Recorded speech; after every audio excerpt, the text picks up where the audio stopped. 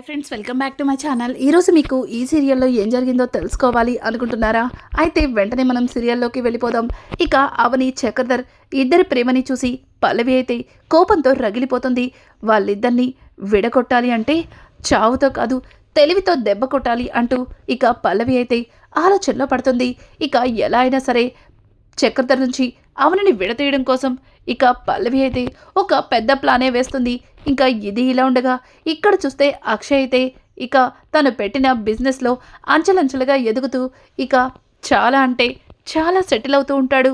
ఇక అక్షయ్ని చూసిన పల్లవి నేను చేయాల్సింది ఇక్కడే ఇక్కడే మొదలు పెడతాను అంటూ ఇక పల్లవి అయితే తను అక్షయ్ చేస్తున్న బిజినెస్లని కొల్లగొట్టడం కోసం ఇక చక్రధర్ పెట్టిన షూరిటీ సంతకం చెల్లదంటూ ఇక పల్లవి అయితే ఆ బ్యాంకు వాళ్ళ దగ్గరకైతే వెళ్తుంది. బ్యాంకు వాళ్ళు పల్లవిని చూసి నమస్తే మేడం, మీరు చక్రధర్ వాళ్ళ డాటర్ కదా అని అంటుంటే, అవును నేను చక్రధర్ కూతుర్నే, కానీ మీరు తప్పు చేస్తున్నారు. ఆయన మా డాడ్ సంతకంతో ఆ అక్షయ్ వాళ్ళకి అంత అమౌంట్ అప్పు ఇవ్వడం నాకు ఏం అర్థం కావట్లేదు అని చెప్పి ఇక పల్లవి అయితే బ్యాంకు వాళ్ళని భయపెడుతుంది. ఒక్కసారిగా బ్యాంకు వాళ్ళు, అదేంటి మేడం అలా మాట్లాడుతున్నారు, మీ నాన్నగారు చాలా పెద్ద బిజినెస్ మ్యాన్, ఆయన షూరిటీ సంతకం పెట్టారు, మరి మాకెందుకు భయం అని చెప్పడంతో, చూడండి ఆయన షూరిటీ సంతకం పెట్టినా ఆయన పేరున ఏ ఒక్క ప్రాపర్టీ లేదు, ఆయన ప్రాపర్టీస్ అన్నీ ఎప్పుడో ఆయన కూతురికి ఇచ్చేశారు. అట్లాంటి వ్యక్తి సంతకం పెడితే మీరు ఎంత పెద్ద భారీ లోన్ని ఎట్లా ఇస్తారు అంటూ ఇక పల్లవి అయితే బ్యాంకు వాళ్ళని భయపెడుతుంది. ఒక్కసారిగా బ్యాంకు వాళ్ళు ఆ మాటలకి భయంతో చక్రధర్కి కాల్ చేస్తారు. ఇక చక్రధర్ని, సార్ మేము విన్నది నిజమేనా?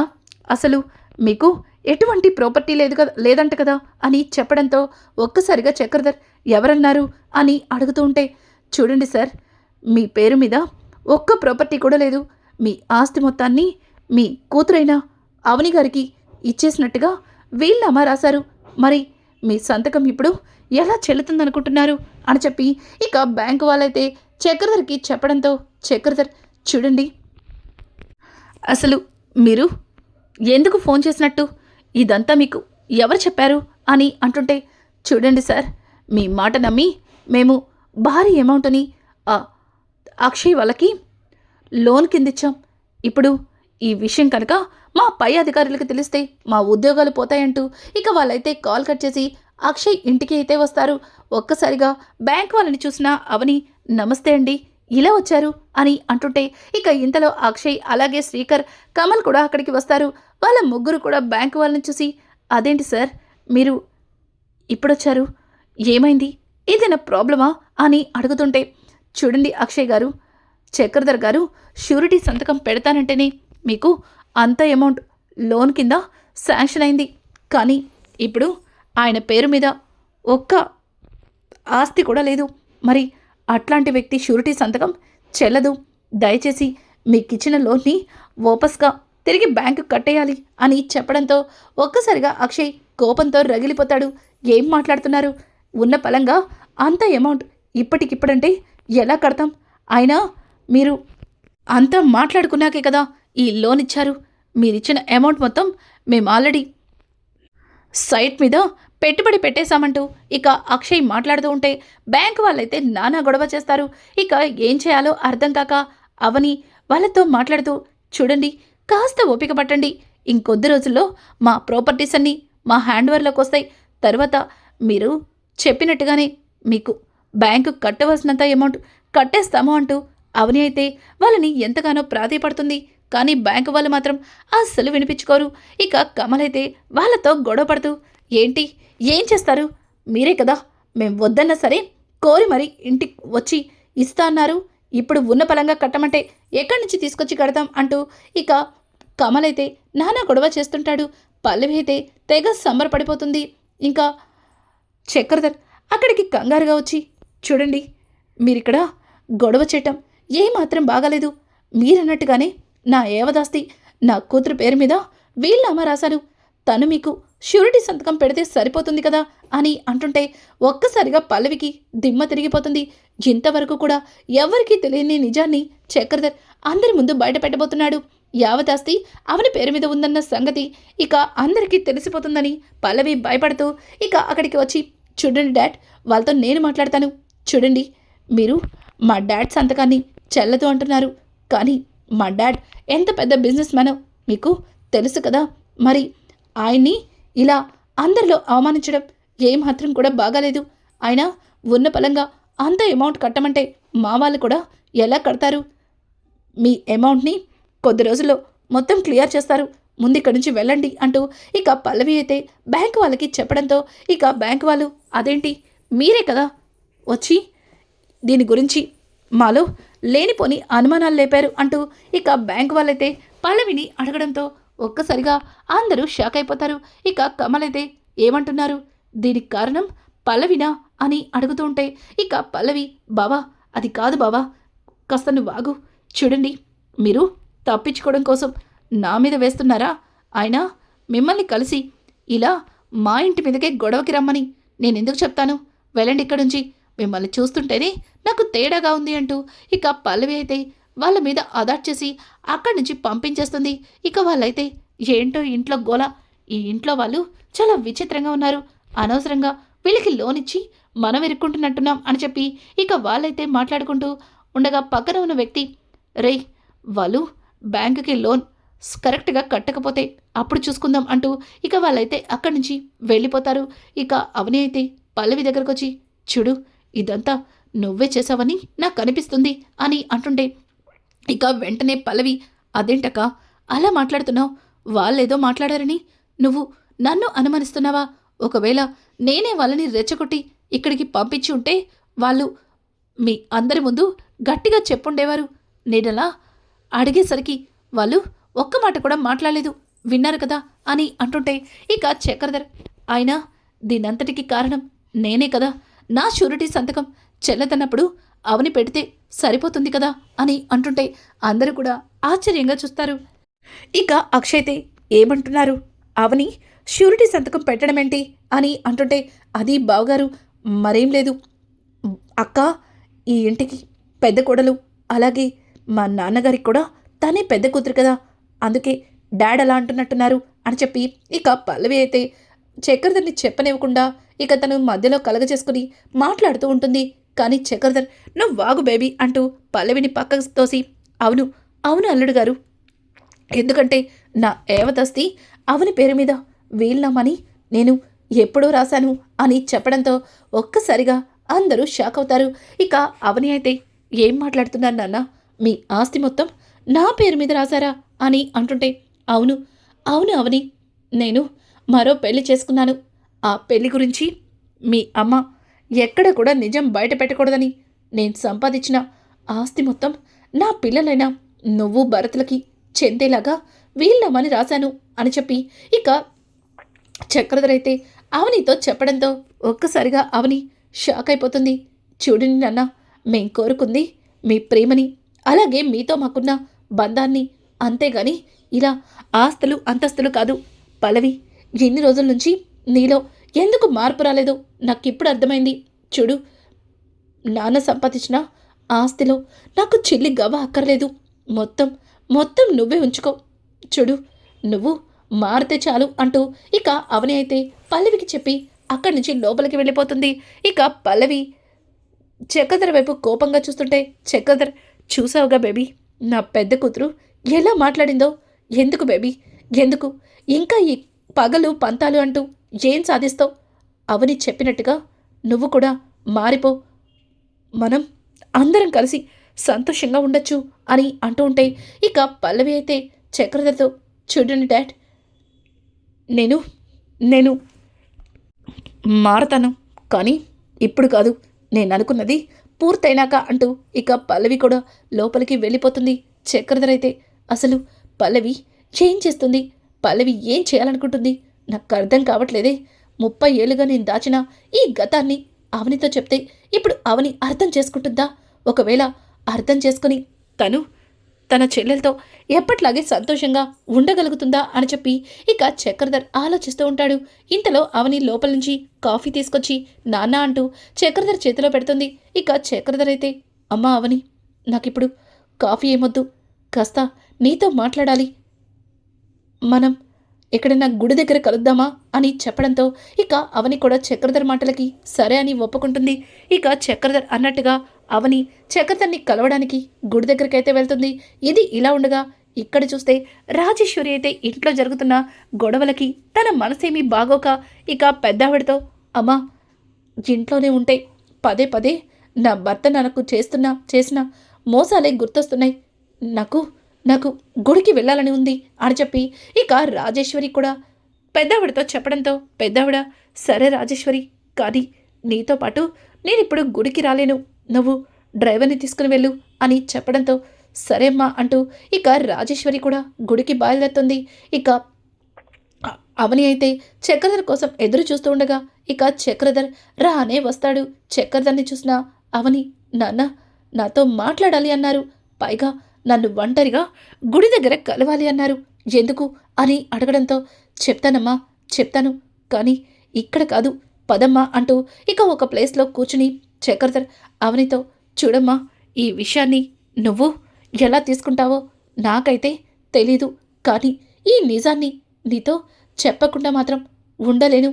ఈ నిజాన్ని నీతో చెప్తేనే నాకు కాస్త మనసు ప్రశాంతంగా ఉంటుంది, అప్పుడు కానీ నా గుండె తేలికవ్వదు అంటూ ఇక చక్రధర్ మాట్లాడుతూ ఉంటాడు. ఇక గుడికి వచ్చిన రాజేశ్వరి అయితే అవని చక్రధర్లిద్దరూ మాట్లాడుకుంటూ కనిపిస్తారు. ఒక్కసారిగా రాజేశ్వరి కోపంతో రగిలిపోతుంది. ఇంటి దగ్గర వీళ్ళిద్దరినీ కలుసుకొనివ్వట్లేదని ఇప్పుడు ఏకంగా కూతురుతో గుడి దగ్గరే మాటలు మొదలుపెట్టారా? ఈరోజు గుడి దగ్గర, రేపు ఏకంగా కూతుర్ని తల్లిని తీసుకొచ్చి ఇంట్లోనే పెడతాడేమో అంటూ ఇక రాజేశ్వరి అయితే కోపంతో రగిలిపోతూ చక్రధర్ దగ్గరికి వెళ్తుంది. ఇక చక్రధర్, చూడమ్మా అవని, నిజానికి నేను ఈ విషయాన్ని మొదటిగా రాజేశ్వరికి అలాగే మీనాక్షికి చెప్పాలనుకున్నాను, కానీ వాళ్ళిద్దరికీ ఇప్పుడు చెప్పినా వాళ్ళు వినే పొజిషన్లో లేరు. అటు రాజేశ్వరి ఆవేశంలో ఏం చేస్తుందో కూడా తెలీదు, ఇటు మీనాక్షి ఈ నిజం తెలుసుకున్న తర్వాత నన్ను ఎలా అర్థం చేసుకుంటుందో కూడా తెలీదు.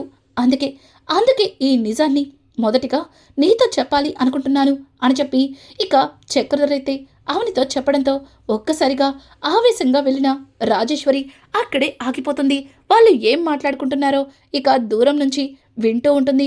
ఇంకా అవని అయితే, ఏమైంది నాన్న, దేని గురించి మీరు మాట్లాడుతున్నారు, అసలు మీరు ఏ నిజాన్ని దాచిపెట్టారు అని అంటుంటే ఇక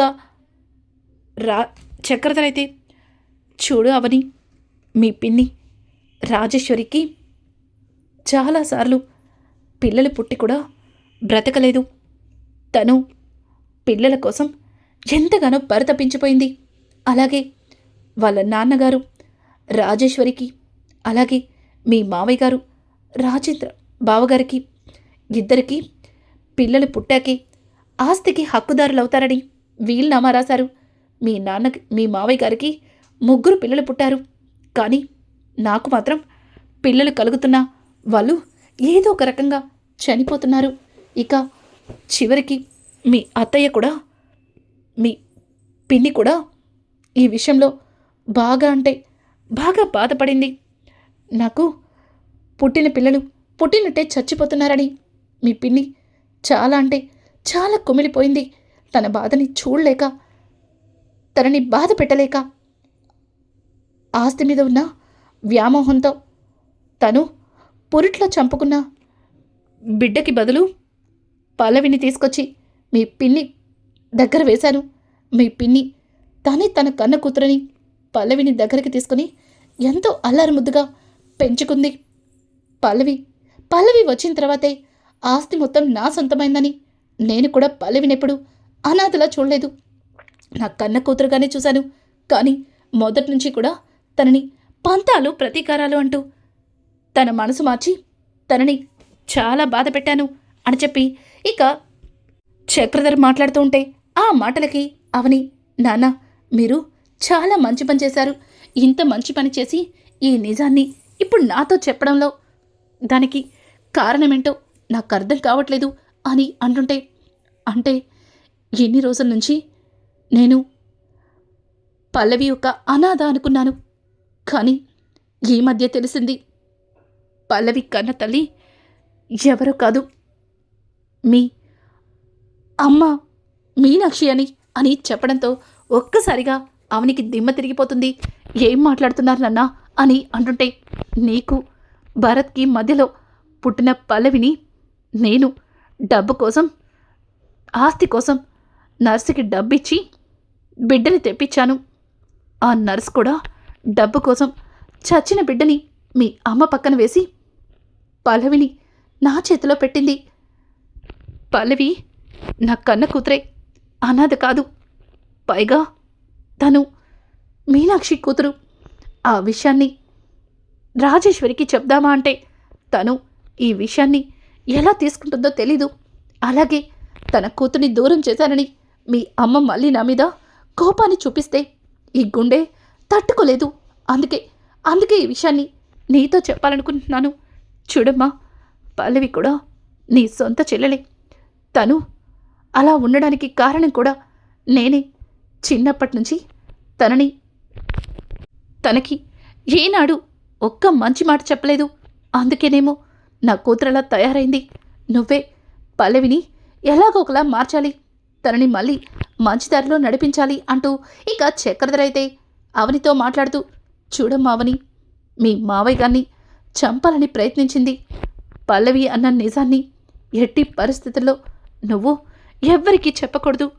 ఈ విషయం కమల్కి తెలిస్తే కమల్ జీవితంలో పల్లవిని క్షమించడు. నా చేతులారా నా కూతురు కాపురాన్ని నేనే నాశనం చేశానని ఆ బాధ నాకు జీవితాంతం తొలచేస్తుంది. చూడమ్మా, ఈ విషయాన్ని ఇంతటితో మర్చిపోయి పల్లవిలో మార్పు తీసుకురావడానికి ప్రయత్నించు అంటూ ఇక చక్రధర్ మాట్లాడుతూ ఉంటే ఒక్కసారిగా రాజేశ్వరి అయితే చాలా బాధగా వాళ్ళ ముందుకొస్తుంది. ఇక చక్రధర్ రాజేశ్వరిని చూసి, రాజేశ్వరి అని అంటుంటే, ఏవండి, ఎందుకండి ఇంత పెద్ద నిజాన్ని నా దగ్గర దాచిపెట్టారు? అంటే ఆస్తి కోసమే నన్ను పెళ్లి చేసుకున్నారు.